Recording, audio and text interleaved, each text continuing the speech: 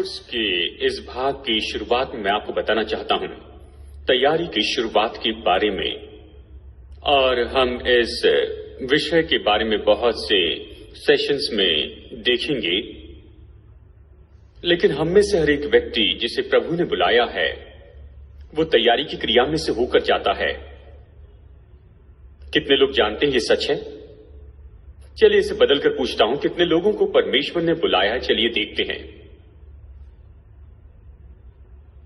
और जिन लोगों ने हिम्मत करके अपने हाथ को नहीं उठाया, शायद आपको इस कमरे से बाहर जाना चाहिए। लेकिन जब प्रभु हमें बुलाता है तो निश्चय ही तैयारी की क्रिया होती है, चाहे हम इस पर विश्वास करना भी नहीं चाहे तो भी ये सच्चाई है। जैसे अभी हम इस विषय के बारे में शुरू कर रहे हैं, मैं हिम्मत करके कहता हूं कि तैयारी की क्रिया कभी रुकती नहीं। यही तो अच्छी खबर है। हर समय जब भी प्रभु आपकी अगुवाई करता है अगले कदम में या दूसरी बात में, तो यहां पर तैयारी की क्रिया शुरू हो जाती है। और मैं अपने आप के बारे में आपको सच बताऊं, काश ये बात सच न होती। और मैं इस बात को भी समझता हूं कि परमेश्वर को हमारे जीवन में बहुत सी बातों से निपटना पड़ता है इसके पहले कि वो हमारा उपयोग करे। तो आज मैं आपको बताना चाहता हूं जिसे मैं कहता हूं द क्वेरी एक्सपीरियंस।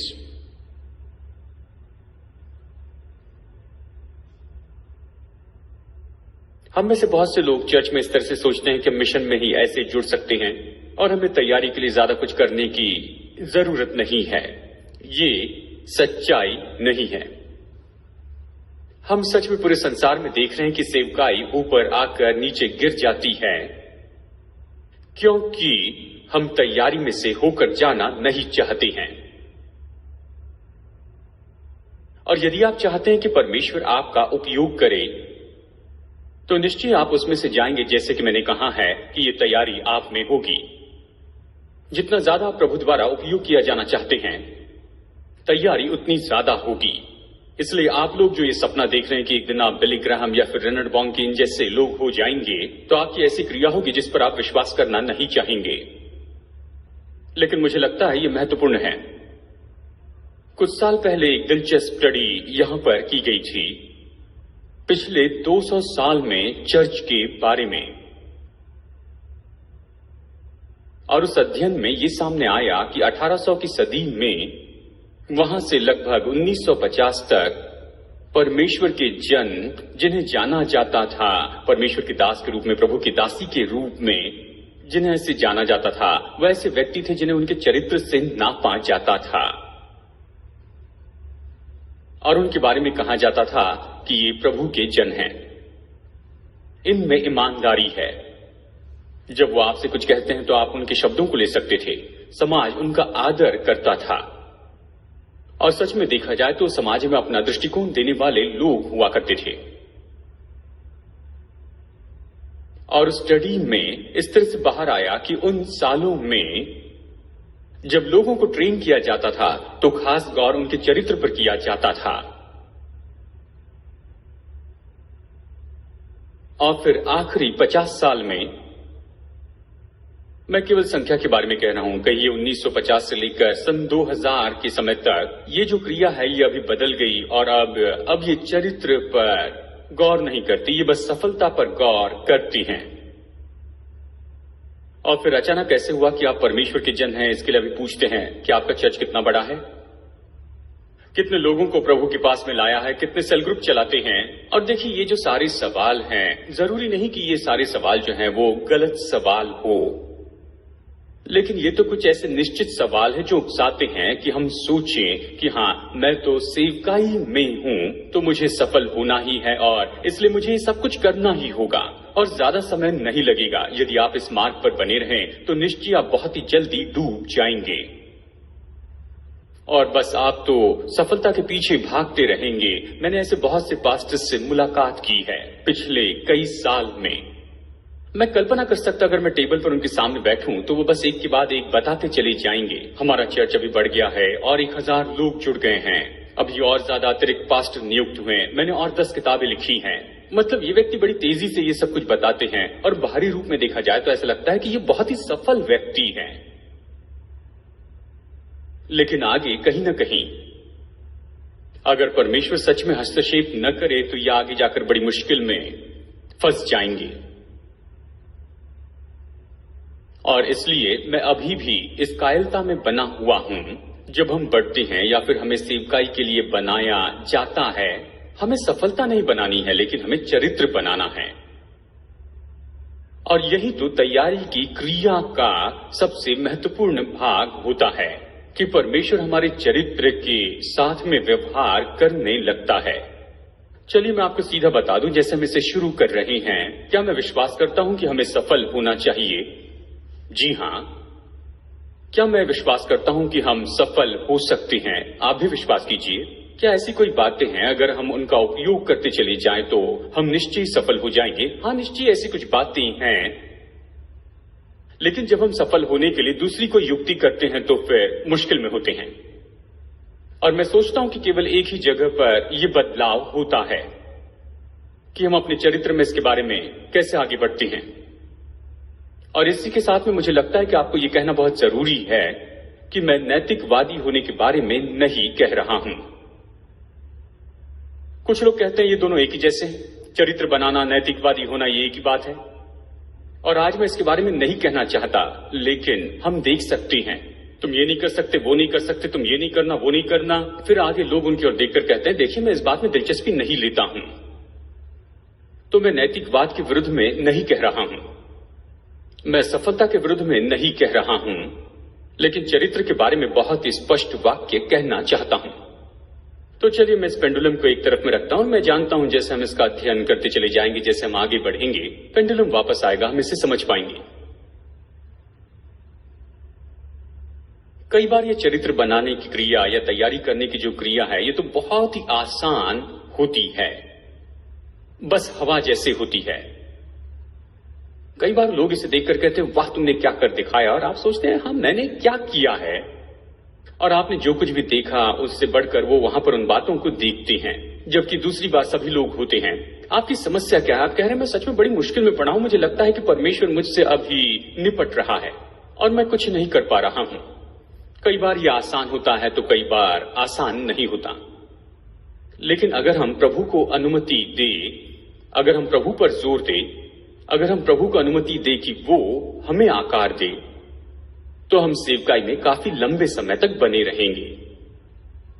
क्या आप समझ रहे हैं? जब प्रभु में आकार देता है तो हम सेवकाई में लंबे समय तक बने रहेंगे। क्या इसका मतलब यह है प्रभु में सेवकाई में रोक देगा, बाहर लेकर जाएगा, फिर से सेवकाई में लेकर आएगा? हाँ, हम सेवकाई में होगी ही, ठीक है ना? कई बार हमें प्रभु बाजू में ले जाकर हमसे निपटना चाहता है, और कई तरीके से ये हो सकता है। कुछ लोग जो चर्च के पास्टर हैं, आप अपने चर्च को छोड़कर आए हैं और आप यहां स्कूल में हैं अगले साल के लिए, और ये आपके लिए बलिदान है, क्योंकि आप सोच रहे हैं मेरे लोगों के साथ वहां क्या हो रहा है, क्या हो रहा है, क्या उनकी अच्छे से देखभाल हो रही है और वो सब। लेकिन मैं आपसे सच कहूं, मैं विश्वास करता हूं कि परमेश्वर ने आपको अभी इस समय उस परिस्थिति से बाहर निकाला है और आपको इस परिस्थिति में लेकर आया है कि आपसे अलग स्तर पर व्यवहार कर सके। शायद अगली बार यह अनुभव इस तरह का दिखाई न दे। शायद अगली बार वो आपको पहाड़ के ऊपर लेकर जाए और कहे कि 40 दिन तक तुम उपवास प्रार्थना करो। शायद उसकी अगली बार आपको वो पूरे अलग अनुभव से लेकर जाए। लेकिन मैं चाहता हूं कि उस समय आप परमेश्वर को अनुमति दे कि वो आपको वहां पर आकार दे। अब देखिए यहां पर इस घटना में जब राजा सुलेमान परमेश्वर के लिए भवन बनाता है, यहां पर यह बहुत ही महत्वपूर्ण ऐसी उपमा के रूप में कहानी है जिसके बारे में आज हम चर्चा कर रहे हैं। मैं चाहता हूं कि आप मेरे साथ में निकालिए पहला राजा अध्याय 6। यहां सुलेमान प्रभु के इस भवन को बना रहा है।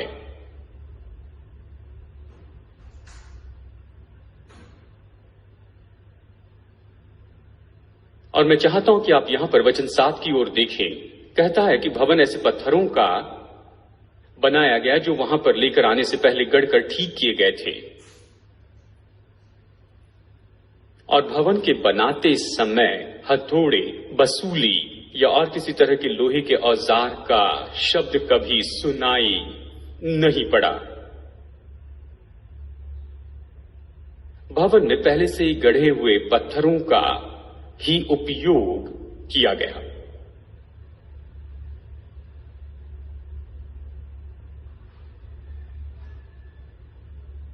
अवश्य ये जो भवन है ये तो पत्थरों से बना था, मजबूत चट्टानों से। कितने लोग जानते हैं कि कई बार हम भी ऐसे ही होते हैं, पत्थर, मजबूत चट्टान। मैं सोचता हूं इसलिए प्रभु ने कहा, मैं तुम में से वो पत्थर का दिल निकाल कर तुम्हें मांस का दिल दे दूंगा। प्रभु कहता है कि निश्चय मुझे पकड़ना है, उस पत्थर को बदलकर ऐसे बनाना है जो बिल्कुल नरम है, जो कि बिल्कुल मांस का दिल होता है। हम में से बहुत से लोग ऐसे ही हैं। हमारे जीवन में हमें आकार दिया है, हम लोग आकार पाते हैं। मैं सोचता हूं ऐसी बहुत सी बातें हैं, उनमें से मैंने बस केवल कुछ ही बातों को यहां लिखा है। हमें आकार दिया जाता है, हम अपने जीवन में कठोर होते हैं परिस्थिति द्वारा, जो शायद नियंत्रण से बाहर हो, भूतकाल के अनुभवों के द्वारा।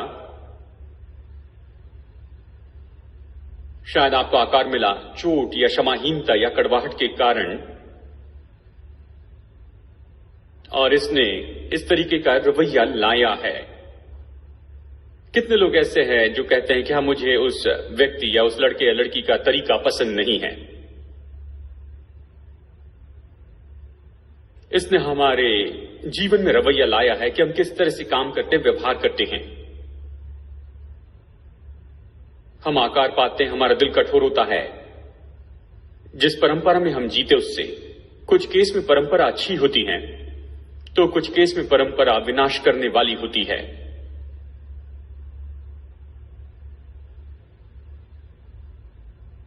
और जब कोई इस तरह आकार पाता है तो देखते हैं कि वो जल्दी शिकायत करते हैं। कितने लोग जानते हैं इसके और उसके बारे में, बस शिकायत करते रहते हैं। हम जीवन में कठोर हो जाते हैं जब हम निर्णय लेते हैं, मैं जानता हूं इस तरह से कैसे काम करे और मैं दूसरे तरीके से काम नहीं करूंगा, और हम दिल में कठोर होते हैं।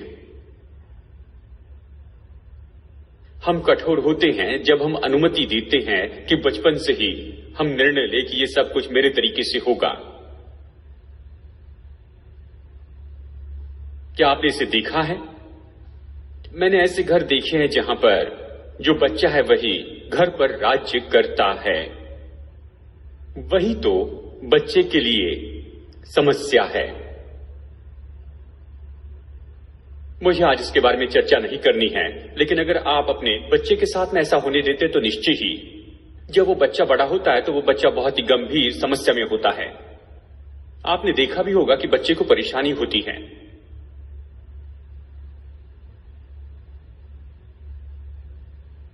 मैं सोचता हूं कि हम यहां पर अपने दिल में कठोर होते, अपने व्यक्तिगत संबंध को खराब करते हैं। बुरे अनुभव हमें कठोर करते हैं। और अवश्य देखिए, एक सबसे बड़ी बात है जो आज के दिनों में लोगों के दिल को कठोर करती है, वो बात ये है हमारे विचार स्वतंत्र होने की। पूरे संसार में ये गंभीर बात है, सब अपने तरीके से करना चाहते हैं और ये हमारे दिल को कठोर करता है। और इसके कारण हम ऐसे निर्णय लेते हैं जिससे हमारे जीवन में बहुत ही मुश्किलें होती हैं। और जब ये भवन बनाया गया तो इस तरह से कहा गया कि जहां भवन बन रहा था वहां पर कोई आवाज नहीं हो रही थी। अगर ये सच है तो आकार देने का काम कहां पर हो रहा था? और ये आकार तो क्वेरी में दिया जा रहा था। अब यहां पर राजा सुलेमान के भवन की इस कहानी में वहां पर इस तरह की क्वेरी थी, वहां पर पत्थरों को खोद रहे थे। हम इसके बारे में कल्पना कर सकते हैं, लेकिन आपके जीवन में और मेरे जीवन में जबकि हम यहां पर इस पल में हैं, तो आकार देने का काम कहां पर, किस जगह पर होगा?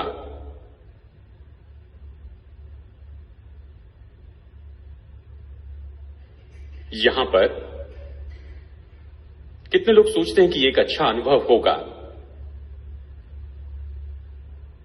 चलिए मैं आपको बताऊं, मैं सोचता हूं कि आकार देना तो उस जगह पर होगा जहां पर जिस घर में आप रहते हैं, और इसीलिए हमने यहां पर आपको घरों में रखा है। और इसलिए हम कहते हैं कि साल के शुरू में आप वीकेंड के लिए बाहर नहीं जा सकते हैं, आप निकल नहीं सकते, आप यहीं पर बने रहें। तो निश्चय क्वेरी उस घर में होगी जहां पर आप रहते हैं। चलिए इसे और भी करीबी रूप में कहें कि क्वेरी जो है वो तो आप जिन लोगों के साथ घर में रहते हैं उनके साथ हो।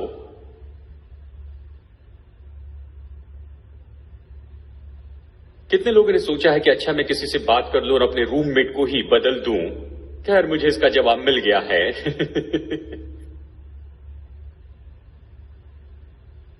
कुछ लोगों के लिए क्वेरी तो वो है जो भोजन आप करती हैं।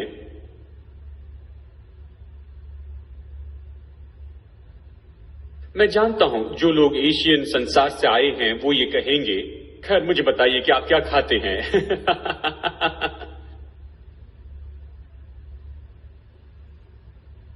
जो लोग अफ्रीका से आते हैं वो ये कहेंगे कि कहां है वो असली भोजन जिसे हम कहते हैं, आप क्या कहते हैं, पोरेज, कसाबा। कसाबा मतलब हर तरह के नाम दे सकते हैं आप, चाहे अफ्रीका के किसी भी भाग से आए हो, कहेंगे वो मेरा अच्छा भोजन कहां है, और उस समय कोई आपको देता है चावल। एशियन कहेंगे प्रभु की स्तुति हमें चावल मिला। आप कहेंगे मजाक कर रहे, क्या फिर से चावल दे दिया है? लेकिन हो सकता है कि आप कौन सा भोजन करते हैं। शायद आप में से कुछ लोग यहां पर सोच रहे होंगे कि यहां पर मटन मिलने वाला था, कहां गया। मैं आपको बताऊं अफ्रीका में हमें मटन पसंद है, लेकिन मैं जानता हूं इस कोर्स के दौरान समय होगा जब मटन नहीं मिलेगा, और हम आपको बाहर का कोई बकरा मारने नहीं देंगे कि आपको मटन मिले। कुछ लोगों के लिए आपकी क्वेरी हो सकती है कि कोई आपके ऊपर में चिल्लाए।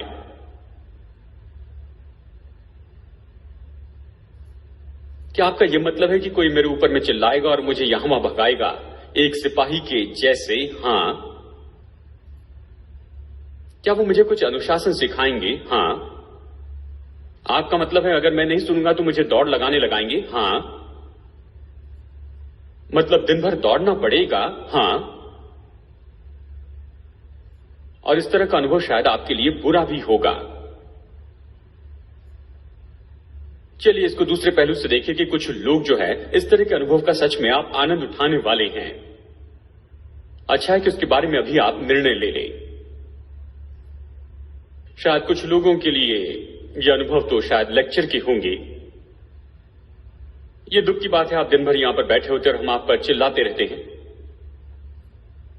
शायद कुछ लोगों के लिए ट्रेनिंग की यह पूरी प्रोसेस ही क्वेरी के जैसे होगी। कुछ लोगों को लगेगा कि यह तो बहुत ही ज्यादा हो गया है। चलिए मैं आपको ये बताऊं कि इस क्वेरी में ये तो मुश्किल जगह होती है। आकार देने में छोटे हथियार नहीं लगते हैं। ये जगह होती है आंसू और पसीने की। और सच्चाई तो यह है कि किसी बड़ी चट्टान को निकालने के लिए वो नीचे में डायनामाइट लगा देते हैं। कितने लोग जानते हैं कि हम भी ऐसी ही दशा में हैं। हम अपनी जगह पर इतने जमे हुए हैं कि हमें वहां से निकालने के लिए डायनामाइट की जरूरत है।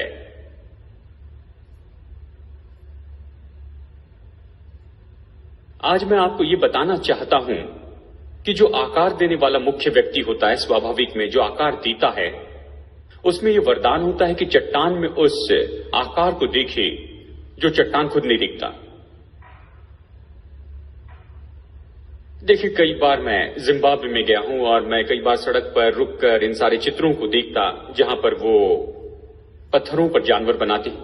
मैं उन लोगों के बाजू में खड़े रहा और मैंने उनसे पूछा, आप इस पत्थर में से ऐसे हाथी को कैसे बना सकते हैं?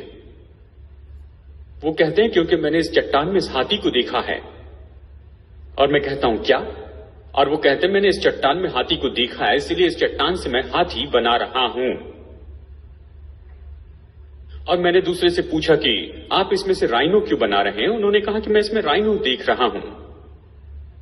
मानो जैसे उनमें ये प्रेरणा होती है। ये बहुत ही अद्भुत है। अगर आप बाहर जाते हैं तो निश्चय अफ्रीका में इन बातों को आप देखिए, जहां पर आप वहां पर गहने के बहुत ही सुंदर पीसेस देखते हैं जो पत्थरों से बनाए गए हैं। जब आप उन पत्थरों को वहां पर पड़े देखते हैं तो आप कहेंगे ये सब क्या है, और वो कहेंगे ये हाथी है। आप कहेंगे क्या? वो कहेंगे ये हाथी है। आप कुछ दिनों के बाद में आकर देखेंगे तो देखिए उन लोगों ने उस पत्थर में से हाथी बना लिया है। उनके पास में परखने वाली आंखें होती है कि वो देखे कि उसके भीतर में क्या है और वैसे ही वो उसे आकार भी दे। और मैंने जिम्बाब्वे में यह भी देखा है कि कई बार गीले पत्थरों पर ही वो काम करते हैं। ये थोड़ा आसान होता है क्योंकि ये नरम पत्थर होता है, इसे अच्छे से आप आकार दे सकते हैं, काट सकते हैं, और ये जल्दी से होता है। लेकिन कई बार वो कड़े पत्थर पर काम करते हैं और उस पर आकार देना तो बहुत ही मुश्किल होता है।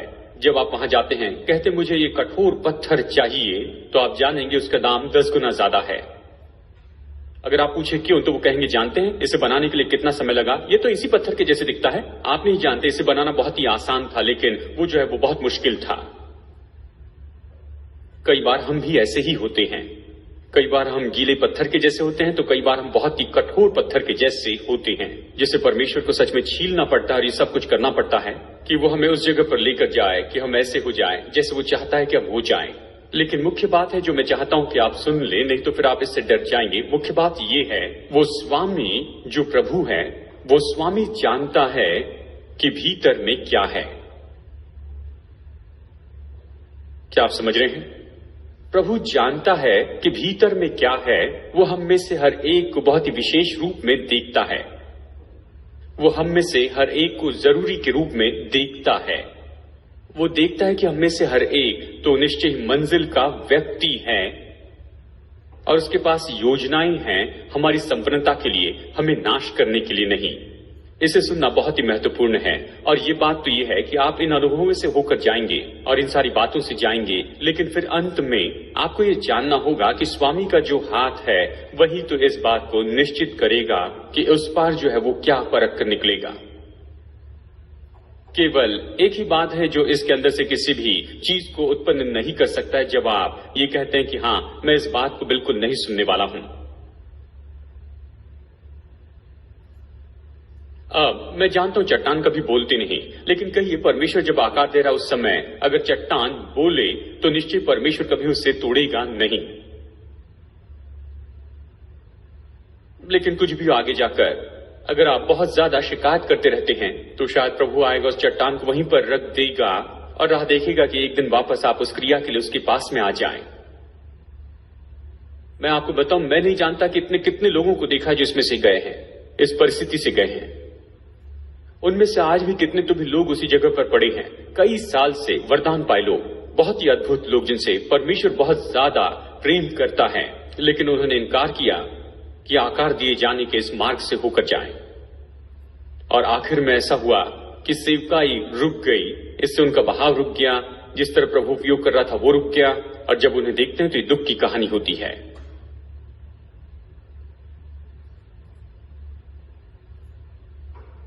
परमेश्वर जानता है कि हम कौन हैं क्योंकि उसी ने हमें बनाया है। मैं चाहता हूं आप इसे लिख ले। परमेश्वर जानता है कि हम कौन हैं क्योंकि उसने हमें बनाया है। वो जानता है कि क्या करना है कि हम में से सबसे उत्तम को बाहर लेकर आए, यदि हम उसे ऐसा करने देते हैं तो। चलिए फिर से कहता हूं, आप इसे अच्छे से लिख ले। वो जानता है कि क्या करना है कि हम में से सबसे बेहतर को बाहर निकाले, यदि हम उसे ऐसा करने की अनुमति देते हैं तो।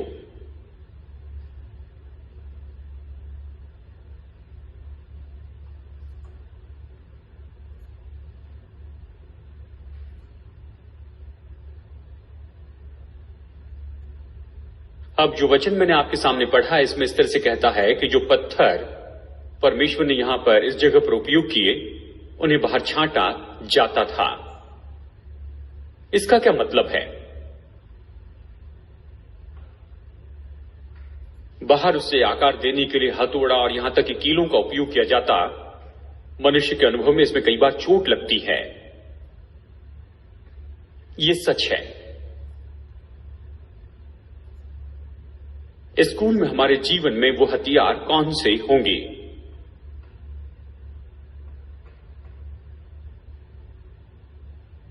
ये इस तरह से होगा कि कैसे दूसरे लोग और हम एक दूसरे के साथ कैसे मिलकर काम करते हैं।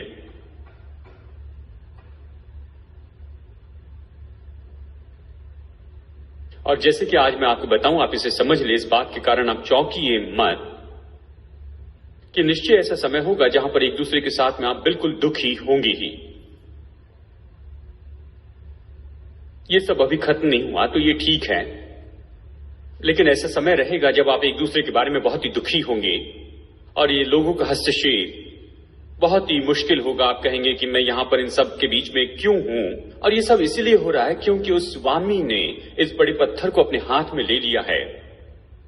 खैर, उसका नाम नहीं लेंगे। उसने इस पत्थर को लिया है और वो देखता है कि कोने का भाग थोड़ा बाहर निकला है, हथौड़े से उस पर वार करता है, उसे छीलता है। आपको पसंद नहीं आता, ओ मुझे पसंद नहीं। और जिन लोगों के साथ में आप रहते हैं उन्हीं का वो इसके लिए उपयोग करता है। मैं सोचता हूं हमारे जीवन के ऐसे कोई भाग जो बाहर निकले हुए हैं, उन्हें बहुत ही तेजी से निकालने वाला अगर कोई लोग हैं तो वो दूसरे लोग हैं।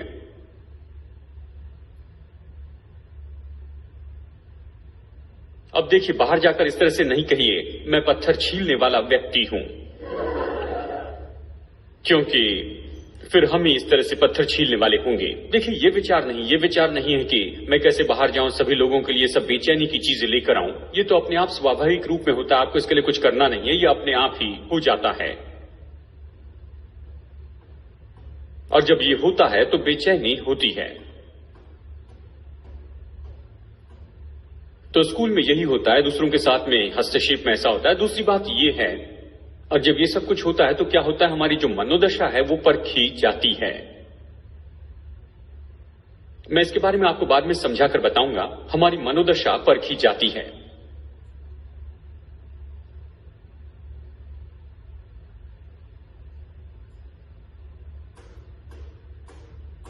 और मैं सोचता हूं पत्थरों को आकार देने के लिए सबसे तेजी से जो क्रिया होती है वो ये होती है कि जब बुरे संबंधों को चुनौती दी जाती है, यानी ऐसा संबंध जो आगे बढ़कर इस तरह से हो जाता है जो कि बुरा संबंध हो जाता है, तो उसे हल करना जरूरी होता है। और इसलिए स्कूल में यहां है फ्लॉक ग्रुप लीडर्स। ये तो पहला लेवल है आपकी पास्टरल केयर का, और फिर उसके बाद पास्टर हैं, उसके बाद में फिर डीन और ये सब हैं, और उनके ऊपर में काउंसिल है, और फिर एक क्रिया जिसके द्वारा आप आ सकते हैं। लेकिन जब बुरा संबंध होता है तो उससे चुनौती देनी ही है और उसे हल करना जरूरी है, क्योंकि आप इस तरह से स्कूल से बाहर जाकर किसी आउटरीच में नहीं जा सकते हैं उस बुरी मनोदशा के साथ या उस बुरे संबंध के साथ। कितने लोग जानते हैं अगर आप बाहर जाते हैं और उस बुरी मनोदशा के साथ में कोशिश करते हैं तो आप जीवन भर वहां पर फील्ड में छिपते फिरेंगे। और यही तो एक सबसे बड़ा कारण है कि क्यों मिशनरी मिशन फील्ड को छोड़ते हैं। ये दिलचस्प है, ये पैसा नहीं है और न ये सुरक्षा है, लेकिन बुरा संबंध है। तो इन्हें चुनौती मिलेगी, मैं विश्वास करता हूं ये महत्वपूर्ण है। और फिर दूसरी बात, मैं जानता हूं कि निश्चय ही ऐसी परिस्थिति होती जो उनके नियंत्रण से बाहर है। आपके साथ ऐसा कुछ होगा, आप सोचेंगे ये कैसे हो रहा है, और हो सकता है कि पूरी तरह से नियंत्रण से बाहर हो सकता है कि अब कहीं आज यहां पर किसी भी तरह से कोई बिजली नहीं रहती है और हम इस प्रोग्राम को आगे नहीं बढ़ा सकते। तो आप जानते ये सारी बातें नियंत्रण से बाहर हैं, तो हम में से कुछ लोगों में बुरी मनोदशा होगी ही, दुख महसूस करेंगे या जो भी हो। लेकिन कई बार ये मदद करता है। जो लोग हम सोचते हैं कि ये तो मेरे नियंत्रण में नहीं है, तो कई बार परमेश्वर इसे होने देगा। इसलिए जैसे कि ये होते हैं तो हमें और आकार मिलता है, परमेश्वर और अतिरिक्त चीजों को निकालता है, उस पत्थर को छीलता है और इसे चौकोन आकार बनाता है। जैसे ये हमारे भाई हैं जो यहां पर केप टाउन से अपनी बोट लाना चाहते थे। यहां पर आते समय इनके साथ लोग थे जिनके साथ में ये कह रहे थे कि मैं इनके साथ रहना नहीं चाहता हूं। परिस्थिति के कारण वो फंस गए थे। मैं सोचता हूं वो उस पार आ गए और कुछ ऐसे छिलके निकल गए हैं। चलिए मैं आपको बताऊं, अच्छे के लिए जब ये होता है तो आप इस पर विश्वास नहीं करना चाहेंगे। मैं जानता हूं आप विश्वास करेंगे, लेकिन ये सच है। एक साधन है जो आपको शायद सबसे अच्छी तरीके से आकार दे, और ये तो बहुत ही व्यवहारिक है, जिसे धन कहते हैं। हम में से कुछ लोग सोचते हैं कि हमें परखने के लिए परमेश्वर कभी धन का उपयोग नहीं करता है। कितने लोग जानते हैं, मैं सोचता हूं कि हमारे जीवन का लगभग 70 या 80% जो भाग है विश्वासी के नाते ये पैसों के आसपास है। जब आप यहां से निकलते हैं और आप कार में बैठते हैं, कार चलाते हैं, इसमें पैसा जुड़ा होता है क्योंकि पेट्रोल भरना है। चाहे आप स्टोर में जाए कि आप कुछ चीजों को खरीदे, उसमें भी पैसा जुड़ा होता है। क्या आपको लगता है परमेश्वर धन को छोड़कर केवल दूसरे क्षेत्रों में हमारी परीक्षा देती जाएगा, या फिर वो धन का उपयोग करेगा कि सबसे ज्यादा हमें इसी बात में ज्यादा परखा जाए?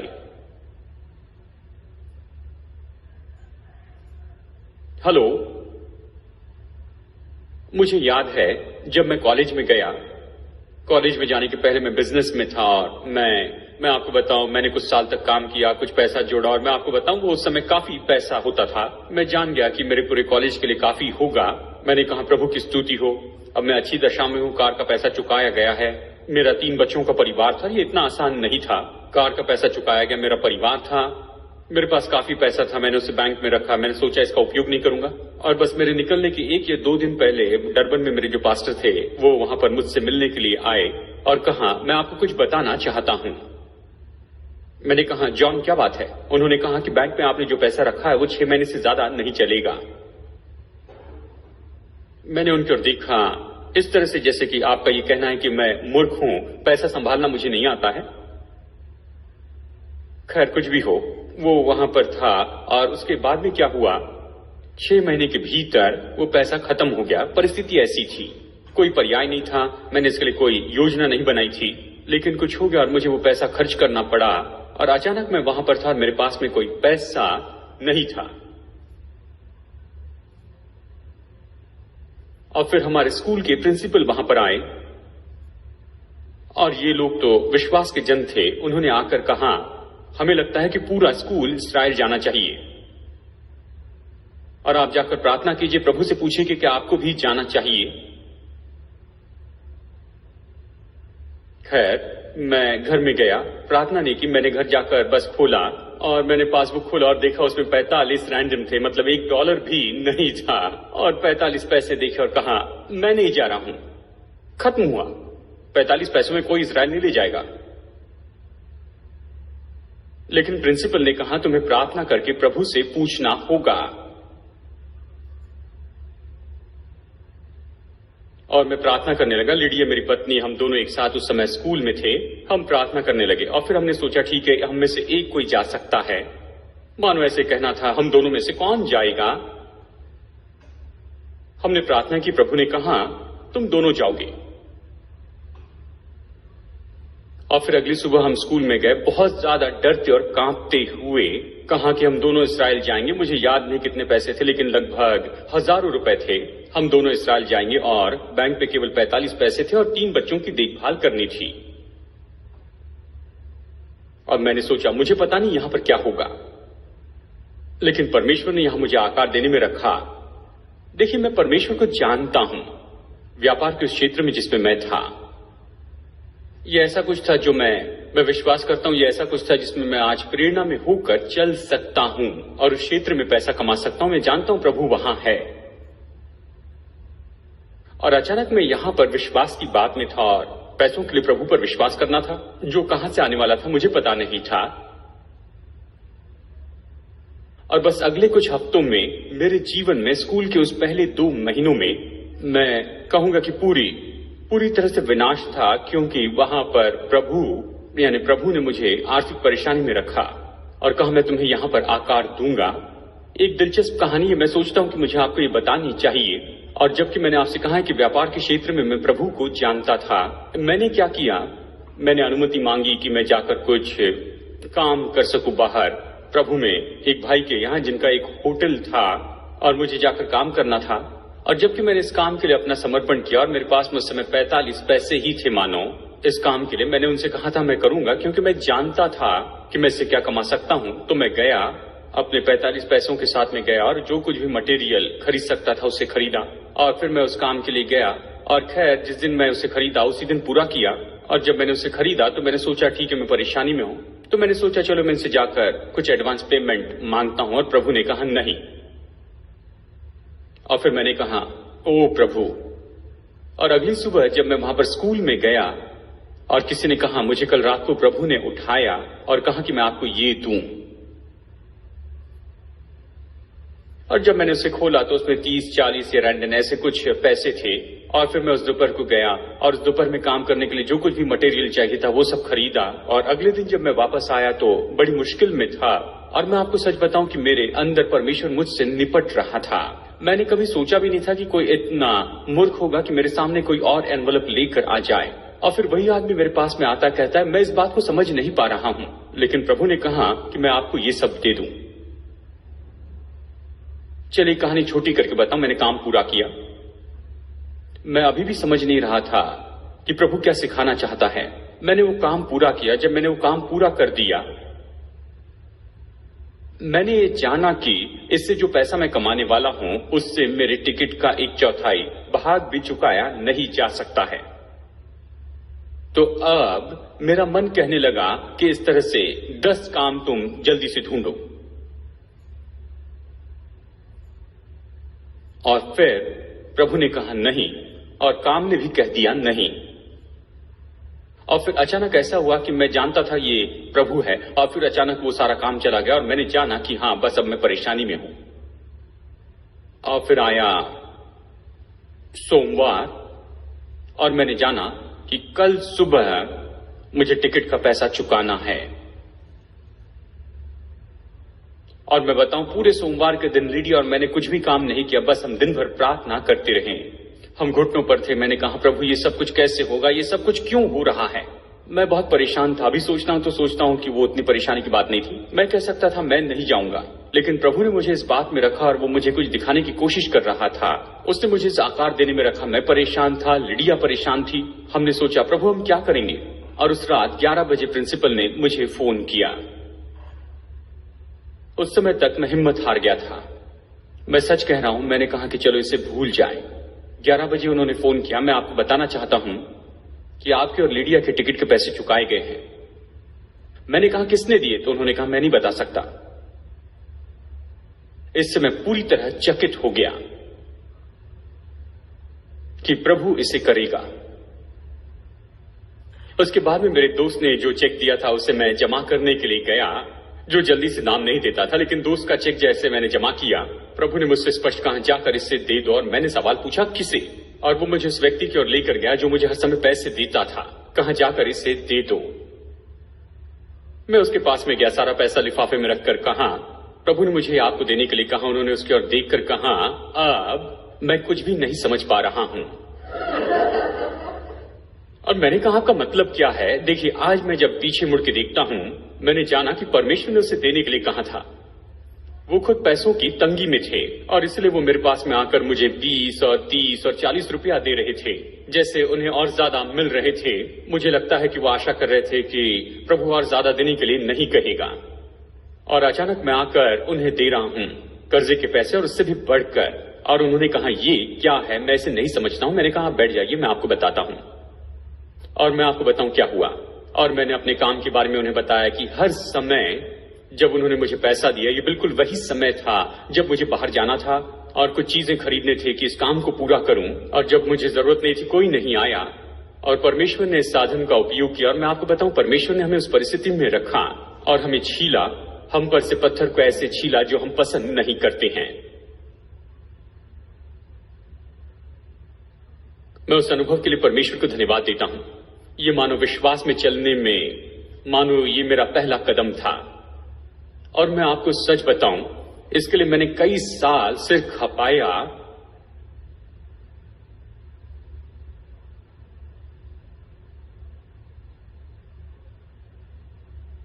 और मैं आपको चेतावनी दूं, आप विश्वास के चलन में रहेंगे तो परमेश्वर आपको निश्चित आर्थिक परेशानी में रखेगा, जैसे कि हम लोग यहां पर इस समय बैठे हैं। और कई बार ये ऐसा नहीं कि आपके पास में नहीं है। कई बार ऐसा होता है कि जो कुछ आपके पास में वो कहता है तुम इसे दे दो।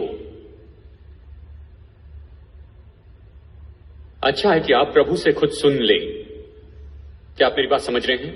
और मैं आपको सच बताऊं कि कई बार ये कितना ऐसे कोई मायने नहीं रखता है।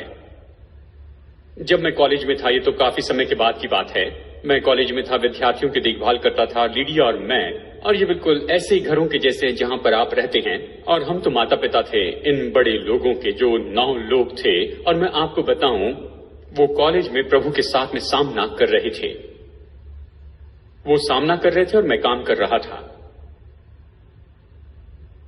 उन्होंने दाम नहीं चुकाया, चुकाने के लिए कोई पैसा नहीं था। वो हर महीने आकर कहते, माफ कीजिए, मेरे पास में कोई पैसा नहीं है और मैं प्रभु पर विश्वास कर रहा हूं और परमेश्वर ने मुझे यहां पर ये एक और वचन दिया। वो पढ़ते थे और ये सब कहते थे। एक दिन मैंने लिडिया से कहा, ये बहुत ज्यादा हो गया। तो मैंने उन्हें बुलाया, कहा क्या आप जानते हैं कि मेरे 3 बच्चे हैं? उन्होंने कहा हाँ, और आज से मेरे 3 बच्चे खाएंगे, लेकिन हम सब यानी मैं और मेरी पत्नी और आप सब लोग उपवास करेंगे जब तक परमेश्वर उन सारे वचनों को प्रकट न करे जिसके बारे में आप लोग कह रहे हैं। और मैं आपको बताऊं, ये तो बहुत ही दिलचस्प ऐसा अनुभव था। पहला 1 घंटा तो ठीक था और फिर रात के भोजन का समय भी जैसे तैसे निकल गया। और जब हम सुबह नाश्ते के लिए पहुंचे तो वो सच में बहुत अच्छा नहीं था। और जब अगले दिन लंच और डिनर की बात आई और तभी भी कोई भोजन नहीं था, ये तो सच में विनाश था, खास करके उन लोगों के लिए जिन्होंने दाम चुकाया था। मतलब मैं अभी भी एक व्यक्ति को याद करता हूं, मैं उनका नाम नहीं बताऊंगा, लेकिन मुझे याद है वो आकर मुझसे कहने लगे, मानो ऐसे कह रहे थे कि आपको क्या लगता है कि आप कौन है? मैंने दाम चुकाया है। मेरे माता पिता ने इन पैसों के लिए बड़ी मेहनत की, मुझे कॉलेज में रहना था और आप मुझे भोजन नहीं दे रहे हैं। और मैंने कहा बैठ जाइए, प्रभु आपसे व्यवहार कर रहा है। उन्होंने कहा प्रभु मुझसे व्यवहार नहीं कर रहा, मैंने दाम चुकाया है। मैंने कहा प्रभु व्यवहार कर रहा है, वो बस मरने पर था। और जब दूसरा दिन भी बीत गया, ये बड़ा संकट था। जब आप उपवास में होते हैं तो ये सच में बड़ा संकट होता है। और फिर तीसरा दिन आया और फिर इस समय तो सब लोग कुड़कुड़ाने लग गए थे। उस घर में सभी लोग कुड़कुड़ाने लगे और मैंने कहा किसी को बताने की हिम्मत नहीं करना। और उनमें विलियम का डर था। हमने उन्हें वहीं पर रखा और मैंने उनसे कहा कि शांत रहो, चाहे जो कुछ भी हो जाए। और ये सब हमने उन्हें छोड़ दिया। और उसके बाद में मैंने उनसे कहा मैं तुमसे बातें करूं, चलो यहां पर आ जाओ। मैंने उन्हें एक एक करके चुनने लगा और मैंने उनसे कहा कि आप यहां पर चल रहे हैं, आपके मुंह में चॉकलेट है। इन पिछले 3 दिनों में नहीं, लेकिन उसके पहले आप चॉकलेट खा रहे थे, लेकिन आपने अपना बिल नहीं चुकाया है। और मैं उन्हें यह दिखाने लग गया कि तुम लोग यहां पर बस बैठे हो, तुम्हारे पास पैसा है, लेकिन जो मुद्दा है उसके लिए तुम उस धन को उपयोग नहीं कर रहे हो। उन्होंने कहा आपका मतलब क्या है? मैंने कहा अगर आपके पास 20 सेंट भी है तो भी आप अपने बिल के लिए उसे चुका दें।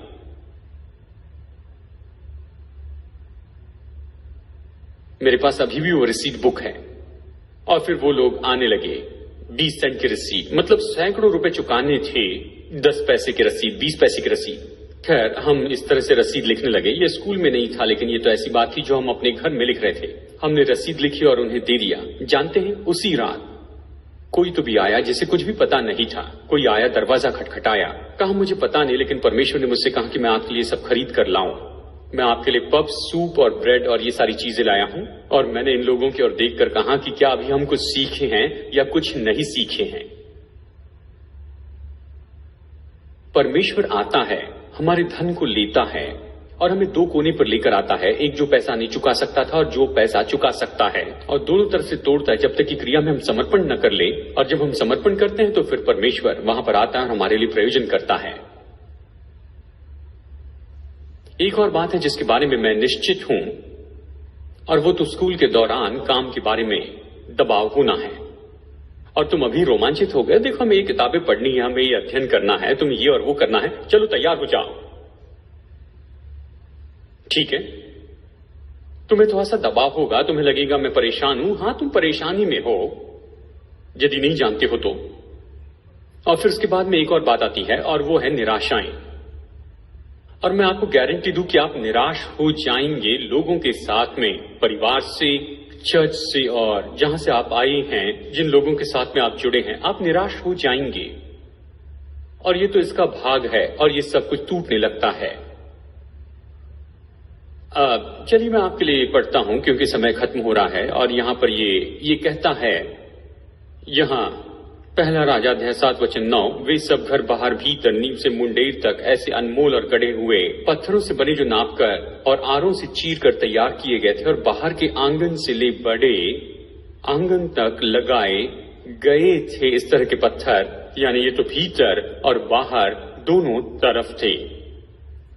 और मैं आपको बताना चाहता हूं कि जितना ज्यादा परमेश्वर बाहरी परिस्थितियों का उपयोग करता है, जिसके बारे में अभी मैंने आपको बताया है, बाहर की परिस्थिति का उपयोग करता है कि हमें आकार दे, ढांचा दे।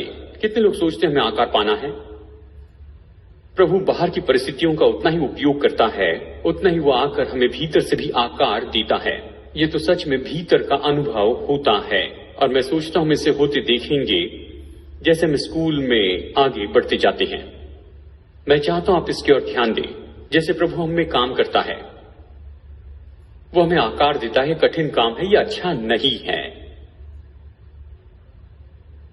तो ये सामान्य रूप में जब वहां पर विस्फोट होता है उसके बाद में किया जाता है। शायद जब आपने नया जन्म पाया उस समय विस्फोट हुआ होगा, लेकिन अभी आपको आकार देना है। फिर वो हमें छांटता है। कई बार ये थोड़ा नरम काम होता है, और मैं देख सकता हूं कि बाहर से जो है वो काटना होता है और छांटना जो है वो तो प्रभु से भीतर में होता है। हमारे दिल में ये सब कुछ होता है, और फिर प्रभु आकर हमें पॉलिश करता है। फिर अचानक हम वो अद्भुत हो जाते हैं जिसका प्रभु उपयोग करना चाहता है। अब चलिए मैं आपको ये बता दूं कि इस छांटने के अनुभव के बारे में हमारा जो व्यवहार है वो कैसे होना चाहता है। आप सुनेंगे अगले कुछ महीने तक मैं इस अनुभव के बारे में आपको बार बार बताते जाऊंगा। हमारी प्रतिक्रिया क्या होनी चाहिए? नंबर 1, इसकी अपेक्षा करें। ये जरूर होगा ही। तो आज ये मत कहिए कि मैंने आपको ये सब कहा है, और आप मेरे पास आकर ये नहीं कहना मैंने इसकी अपेक्षा नहीं की थी। ये होगा ही। और दूसरी बात, इसकी अधीनता में आ जाए।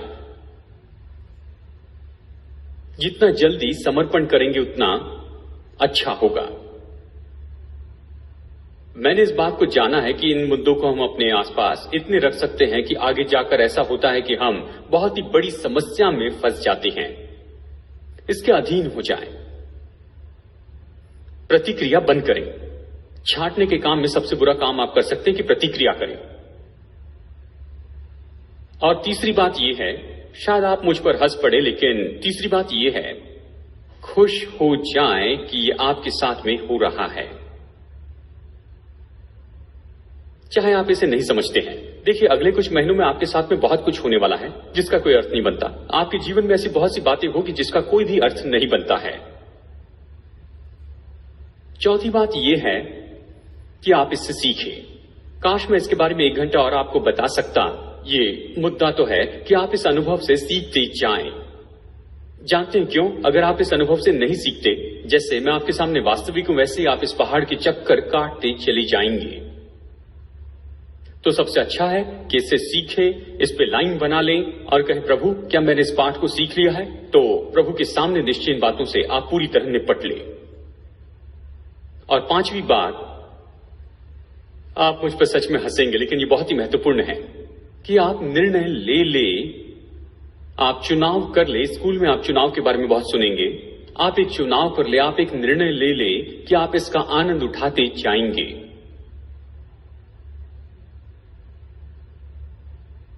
कम ऑन, अगर आप चुनाव नहीं करेंगे तो आप बस ऐसे चलते रहेंगे लंबे और कुड़कुड़ाने के चेहरे के साथ, कि हर एक व्यक्ति बस ये कहेगा कि हमें आपके पास में आना ही नहीं है। जो लोग ये चुनाव नहीं करना चाहते हैं वो हमेशा के लिए परेशानी में फंसते हैं। और आखिरी बात मैं आपसे कहना चाहता हूं, यदि प्रभु चाहे आप कैसे प्रत्युत्तर दे। प्रभु चाहे, मैं विश्वास करता हूं आप और मैं बेहतर लोग हो जाएंगे। जैसे प्रभु हमसे निपटता है, हमें और योग्य बनाता है कि उसके भवन में उपयोग किए जाए। तो चलिए मैं आपको इसका सारांश बता दूं। आप अपेक्षा कीजिए कि छांटने का अनुभव तो आएगा। जब वो आता है तो समर्पण कीजिए। जब वो होता है तो आप खुश हो जाएं, और जितने जल्दी हो सके सीखें ताकि ये जल्दी से टल जाए। आप निर्णय लें कि आप इसका आनंद उठाएंगे, और फिर निश्चय आगे देखते जाएं कि आप प्रभु के हाथों में बेहतर व्यक्ति हो जाएं।